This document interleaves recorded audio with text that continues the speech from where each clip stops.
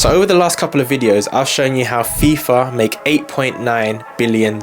And I've shown you how some of the nations might not break even from this tournament, despite a record-breaking prize pot. Both of these videos were about the bigger picture, FIFA, the institutions, the federations. But this one's a little bit different because this one's about the player on the pitch. The player who spent their entire life working towards this moment, this summer. The ones who have sacrificed everything to be there. And the ones that might not realize what this tournament could do to them financially. I'm Jeff, football chartered accountant, and I've worked inside professional football. But forget that for a second, I also had a dream of playing in the World Cup as well. And I'm sure you watching this video might have too. Whether you've played football professionally, semi-professionally, or just at amateur level, we all watch this tournament and we all want to be that player winning the World Cup for our country. Well, someone's going to be doing that in just a few weeks' time. And that's why footballers are so heartbroken when it comes to not even making their World Cup squad. The impact on their brand, their finances, everything that happens off the pitch really does get accelerated from a World Cup. Playing that well on a global stage will change your life. And in this episode, we're going to dive into why. There are 4 financial layers to what a World Cup is actually worth to a player. And most likely some of the players going are probably not aware of all of them. So let me show you all 4. So the first layer is the prize money, and this is probably what most players are aware of already. See, FIFA pay the prize money to the national federations, not the players themselves. It's then up to the federation to distribute the money to the players based on any pre-agreements made. And in previous World Cups, you've heard stories of some nations fighting between themselves, between the players and the federation themselves for payments made to them or promised to them, but not happening. So this pre-agreed amount that you get paid by the federation will vary from country to country. It's reported that the bigger nations, particularly the ones in Europe, will tend to give their players roughly between 50 to 70% of that performance prize money. Then the federation keeps the rest for themselves to fund any operational costs or anything going on within the country themselves, initiatives, community events, whatnot. And this actually varies when you talk about the smaller nations, because the smaller nations tend to give a higher percentage to their players, roughly between 70 and 90%. But what does this actually mean for the player? Well, let's take a World Cup winning squad. So winning the World Cup final will give them an additional $50 million.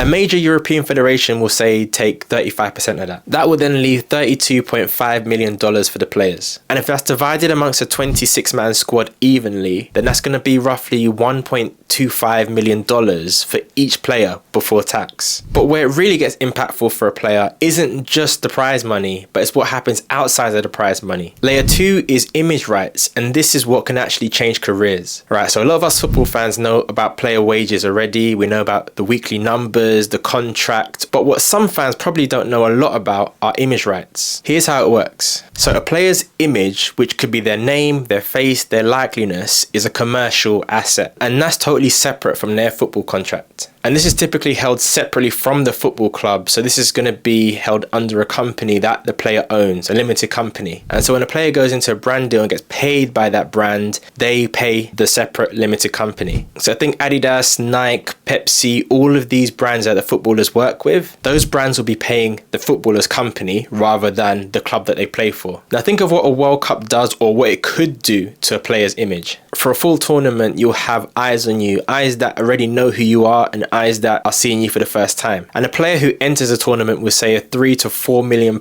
image rights deal can walk out of the World Cup with one that can exceed 10 million plus. And that's because of the visibility of the World Cup. So imagine being a World Cup winner or being named player of the tournament, and then a brand comes to you asking you to promote their services. You're on top of the world right now. You're the main player. You're probably Ballon d'Or favorite as well. All of this will boost your status. The phrase yesterday's price is not today's price, that applies. And entering this tournament, we already know who the superstars are, but there are a lot of unknown players to the majority of us that could really have life-changing events happen, and that can change the brands that they carry. So to summarize, the World Cup is the greatest commercial leverage event in the world. Layer 3 is the transfer market multiplier. So the summer transfer window opens up on the 1st of July, but the World Cup final is on the 19th of July. So as we enter the final stages of this tournament, every single club is going to be eagle-eyed to this. We've already seen rumours for certain players almost all season that they're going to leave their current club to join a new club for next season. And with these rumours, they're usually prices that have been attached to these players, 50 million, 70 million, 100 million plus. But having a great World Cup will only increase your transfer value. Because if you're doing it on the biggest stage, in the biggest tournament, in the most crucial time in that tournament, then that's a multiplier in itself. That 50 million player is now 80 million. That 100 million player, which is probably debatable whether they're 100 million pound or not, they're now 150. And we've seen this in the past, the likes of James Rodriguez getting his move after the World Cup to a team like Real Madrid. So from a club's point of view, it would be in their best interest to get these deals done before the tournament. But it can also work in the opposite way as well. A very bad tournament from a player can really drop their transfer value as well. So then that puts the selling club at a disadvantage. So this is the unseen battle between the clubs. But for the players themselves, getting a move to a big club after this tournament will just change your financial future, because not only is it just a transfer fee that's going to go up, but your demanded wages can also go up too. Honestly, this competition doesn't just reward players with prize money. It's basically rewriting their total financial future. Now, layer 4 is probably something that none of the fans are thinking about and probably don't even care about. But for the players, it does impact them. And this is the tax reality of earning money at this tournament. In the previous video, I spoke about the state income tax that the US have and how this is going to impact the nations. Well, the same thing is going to apply to the players individually too. So under the US tax laws, any income earned in the US will be liable or should be liable to US taxation. And for a player, this includes prize money, bonuses, appearance fees, and anything in relation to sponsorships or endorsements happening on US soil. So for a player competing at this World Cup, depending on which city their games are, what state tax laws exist, whether their country has a double taxation exemption with the US, they could face a tax bill which could vary drastically from another competing player within a tournament. So in relation to the image rights income that I mentioned earlier, if a player does a photo shoot, brand shoot within the US, they'll be liable to that state income tax and potentially be liable also to income tax back in their home country. The players who understand this would have planned for it. But back to the World Cup now, and let's put all these 4 layers together. So for the footballers at this World Cup, they'll have 4 layers financially that will affect them. The first layer is the prize money bonuses that they will receive. This will be really significant for the players in the smaller nations, the ones in the larger nations, or the top players already. This would be just like another day for them. Layer 2 would be the image rights uplift. And this is where we start to get to the potentially life-changing amounts of money. Because the difference between, say, a £3 million deal, which they already might have, versus a 10 to 15 to 20 million pound deal is life-changing for them, even at that level. And that comes from how you perform on the pitch and what you do within this tournament. Layer 3 is the transfer market multiplier, another life-changing area for the player, because they can go from a 25 million pound player to probably a 50 to 60 million pound player, all in a space of a month. However, layer 4, which every player needs to actually consider in this tournament, is the tax planning. For sure, this is not the most exciting one. This determines how much a player can actually keep. So a World Cup winner doesn't just win that trophy and doesn't just win that medal around their neck. They potentially can gain tens of millions of pounds from that one tournament. But that wraps up the World Cup series here, and I hope over these 3 videos that you've learned something new. This part of football isn't really taught, and that's what I want to try and bring to you on this channel. We've only just scratched the surface here, and we've got way more on the way. So stay tuned for that, turn your post notifications on, and let's have a good World Cup. Let me know your thoughts on who you think is going to win the tournament.